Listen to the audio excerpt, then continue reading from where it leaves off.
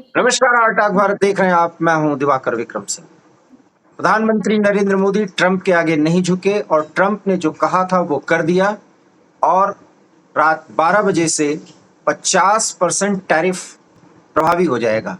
मतलब अमेरिका के साथ व्यापार अब घटने वाला है, ऐसा लोग मान रहे हैं। नहीं घटेगा, ये लोग भी कह रहे हैं। ये भी कह रहे हैं कि ये व्यापारिक स्थिति सामान्य हो सकती है, क्योंकि ट्रंप को लग गया है कि मोदी को झुकाया नहीं जा सकता। हमारे साथ प्रोफेसर ललन प्रसाद सर जुड़े हुए हैं, जो ये मानते हैं कि हमें ऑप्टिमिस्टिक रहना चाहिए, लेकिन जो कुछ भी हुआ है उसके आर्थिक परिणाम भारत को अगर भुगतने होंगे तो अमेरिका भी इस परिणाम को भुगतेगा। सर, हार्ट ऑफ भारत पे बहुत बहुत स्वागत है। क्या कहना चाहेंगे सर? देखिए, ये तो सच है कि परिणाम हमें भुगतना है तो अमेरिका को भी भुगतना पड़ेगा। शॉर्ट टर्म में हमें कुछ परेशानी होगी, कुछ अनएम्प्लॉयमेंट होगा, कुछ हमारी जो कल कारखाने हैं उसकी प्रोडक्टिविटी हमें कम करनी पड़ेगी, माल थोड़ा कम उत्पादन करना पड़ेगा, क्योंकि अमेरिका हमारा बहुत बड़ा बायर है, इसमें कोई शक नहीं है। हमारा कुल 17% के लगभग एक्सपोर्ट अमेरिका को होता है और अमेरिका के साथ हमारा ट्रेड सरप्लस है, कोई 48 अरब के आसपास सरप्लस है।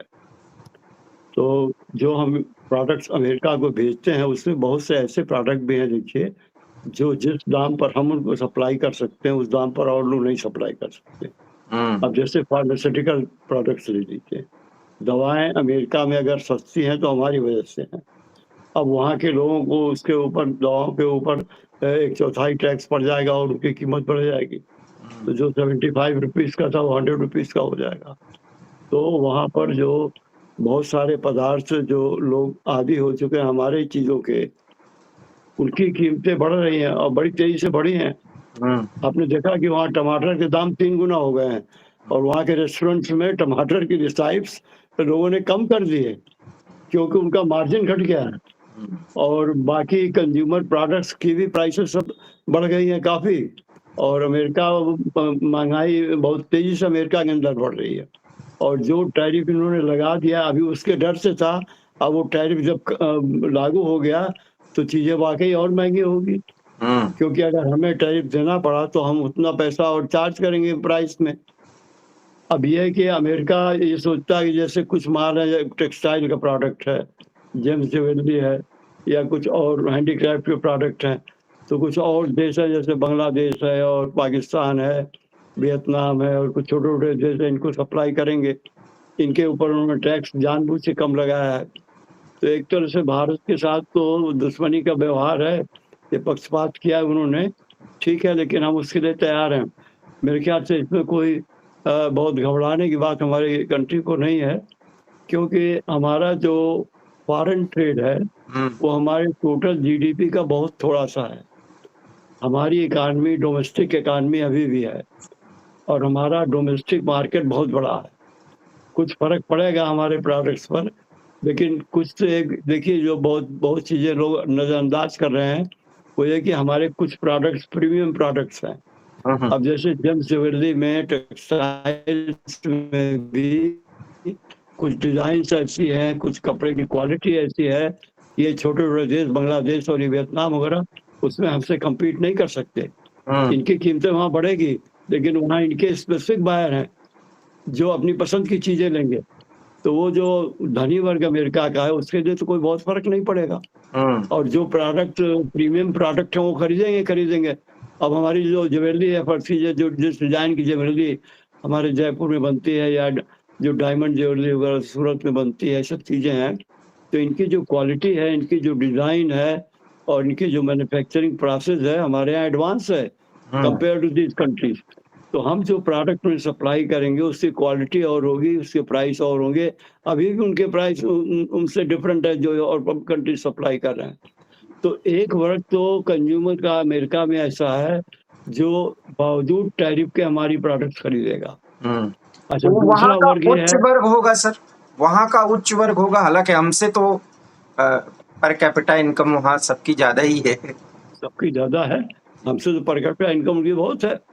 तो अगर हम quality product, premium product supply करें तो उस वर्ग को तो कोई ज़्यादा फ़र्क नहीं पड़ता। बाकी जो निम्न वर्ग का है उसको हाँ फ़र्क पड़ेगा। और कुछ हमारे प्रोडक्ट्स ऐसे हैं जो हम मैन्युफैक्चरर्स हैं जिनकी ओर से प्रोडक्ट जा रहे हैं, तो उनको फ़र्क पड़ेगा, उनके लोग अनएम्प्लॉयड हो सकते हैं और उनकी डिमांड कम हो सकती है।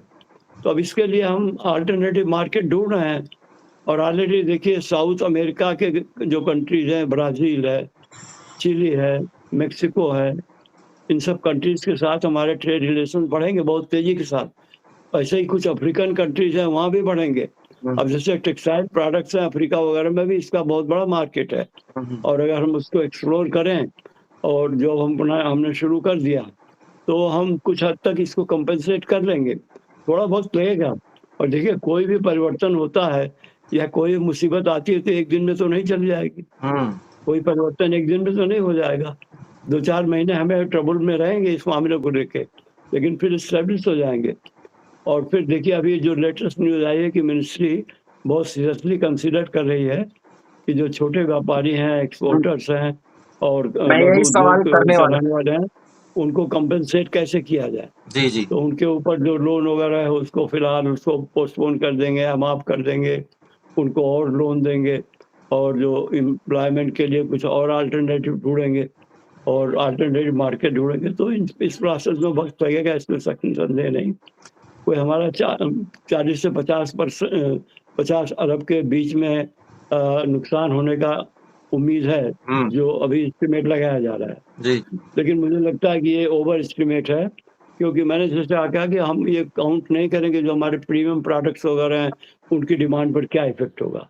और दूसरी एक बात है कि हमारे जो मैन्युफैक्चरर हैं now they will be compelled to increase quality, improve their product, ताकि ये छोटे-छोटे देश हमसे कम्पीट ना कर पाएँ उन प्रोडक्ट्स में।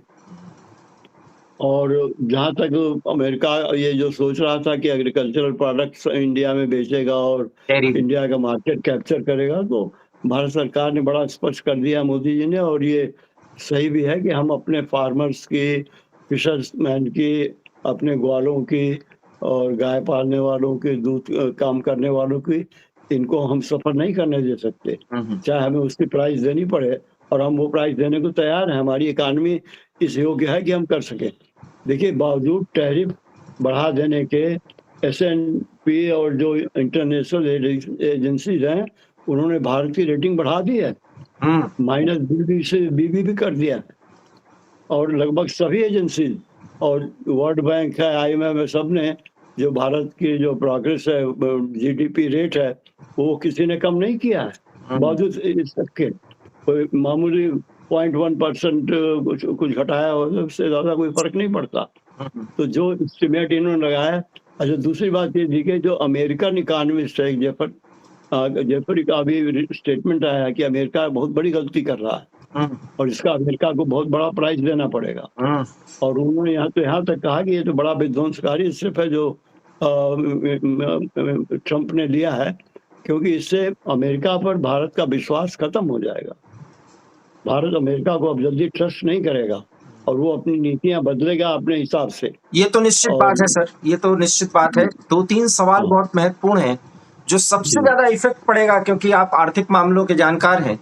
जिस तरीके से कानपुर के लेदर फैक्ट्रीज़ पर प्रभाव पड़ेगा, साथ ही साथ हमारे कपड़ा उद्योग पर प्रभाव पड़ेगा और इनकी माँग अमेरिका में ज़्यादा है और यही लोग जैसा कि आपने बताया भी कि कह रहे हैं कि भाई आप हमें कंपनसेट करिए एंड नाउ जी। गवर्नमेंट इज़ थिंकिंग कि उनको कितनी जल्दी कंपनसेट किया जाए।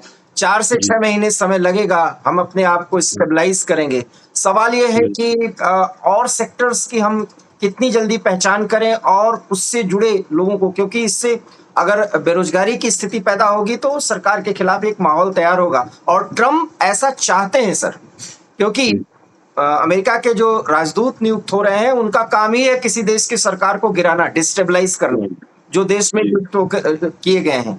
तो ऐसे में इन स्थितियों से सरकार को निपटने के लिए और क्या-क्या कुछ करने चाहिए, क्योंकि सबसे ज्यादा तो हमारा बड़ा कंपटीटर अब बांग्लादेश हो जाएगा। जी। देखिए ऐसा है ना कि अमेरिका की नीति बड़ी स्पष्ट है, भारत को गिराना। जो नया अमेरिकी राजदूत आया है इसके बारे में बड़ा संशय है कि इन्होंने कई देशों में राज्य सरकार उन देशों की सरकार गिराने में इनकी बहुत बड़ी भूमिका रही है। ये बांग्लादेश में भी जो कुछ हुआ है और जो म्यांमार में, बर्मा में जो कुछ हो रहा है, उसमें भी इनकी भूमिका कही जा रही है। अब वो हमारे राजदूत बन के आ रहे हैं अमेरिका के, और उनको साउथ एशिया का चार्ज पूरा दे दिया गया है। जी, जी। यानी इंडिया के अलावा साउथ एशिया के और कंट्रीज को भी देखेंगे। तो अब वो किस तरह से डील करेंगे, कैसे करेंगे, ये तो अब देखने वाली बात आगे है। लेकिन ऐसा है कि हमारे यहाँ कोई इंटेलेक्ट की कमी तो नहीं है। बिल्कुल। डोभाल हमारे यहाँ है, जयशंकर हमारे यहाँ है, ये लोग कोई मामूली आदमी नहीं है। और इनकी थिंकिंग जो है बहुत दूरगामी है, और स्वयं मोदी बहुत विजनरी हैं और इन चीज़ों को समझते हैं। तो अमेरिका कोई भारत कोई बांग्लादेश नहीं है, या भारत कोई म्यांमार नहीं है। भारत कोई ऐसे छोटा-मोटा देश नहीं कि जिसको वो बिल्कुल। जो तर्जनी देखत मर जाए, तो ऐसा देश भारत नहीं है। और जो ट्रंप ने कैलकुलेट किया है, जी। मुझे लगता है कि इसका परिणाम तो उन्हें भुगतना पड़ेगा। पहले तो अपने देश में ही उनके प्रॉब्लम आ रही है बहुत ज़्यादा। और लोग इग्नोर कर रहे हैं। हाँ, ये ठीक है कि भारत को अस्थिर करने की बहुत कोशिश की जा रही है।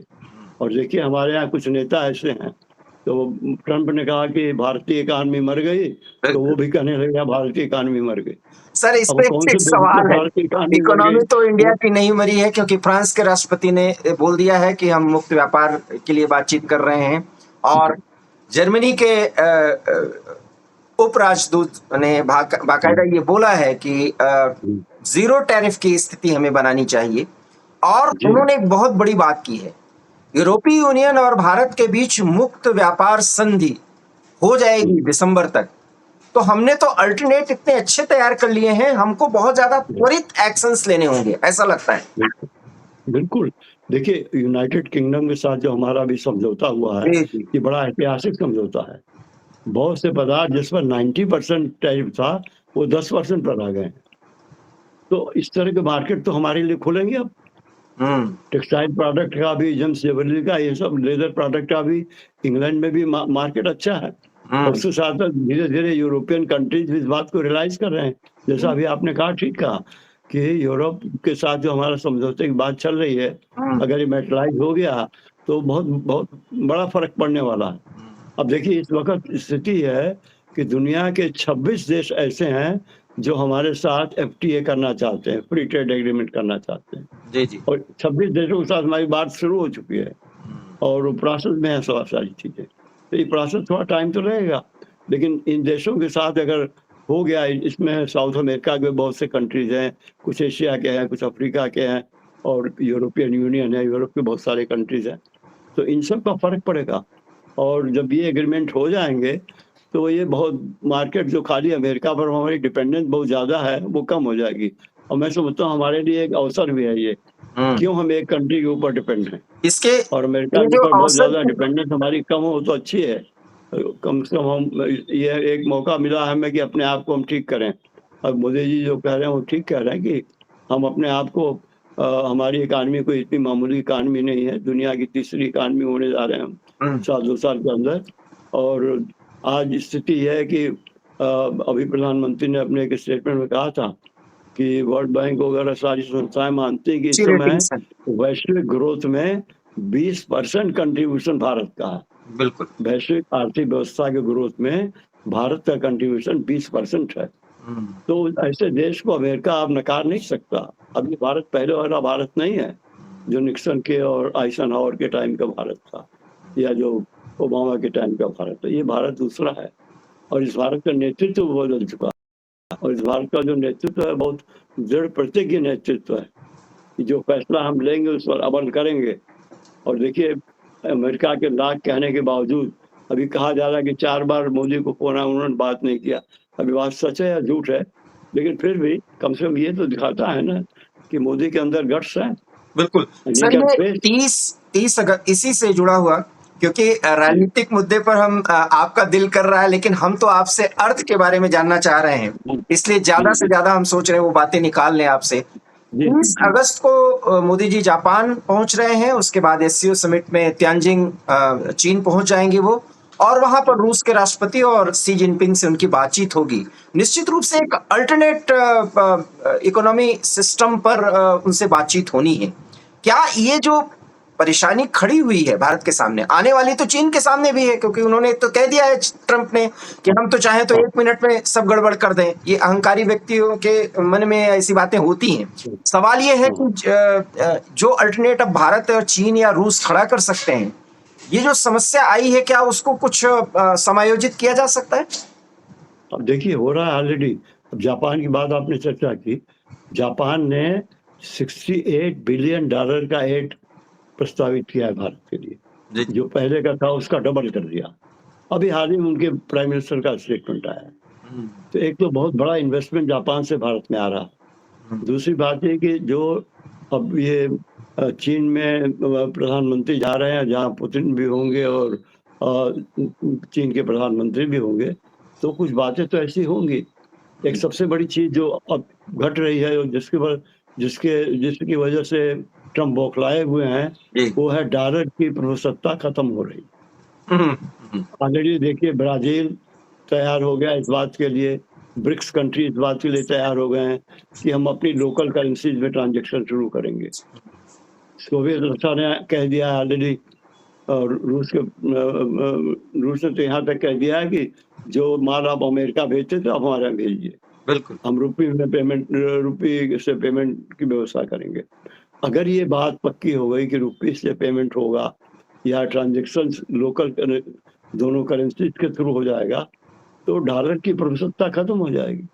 और अमेरिका की जो हेगमनी है, अमेरिका का जो घमंड है, उसका एक बड़ा कारण ये भी है कि सारी दुनिया की करेंसीज को कंट्रोल करते हैं। बिल्कुल बिल्कुल। और जब ये कंट्रोल उनके हाथ से निकल जाएगा, और ट्रंप इस बात को समझ रहे हैं अब कि ये उनके हाथ से निकल रहा है और ये बहुत ज़्यादा टाइम नहीं लगेगा। आप देखिएगा, अगर हम प्रेशर में आ गए, हमारा एक्सपोर्ट कम हो गया, तो हम ये चीज़ें और तेजी से करेंगे।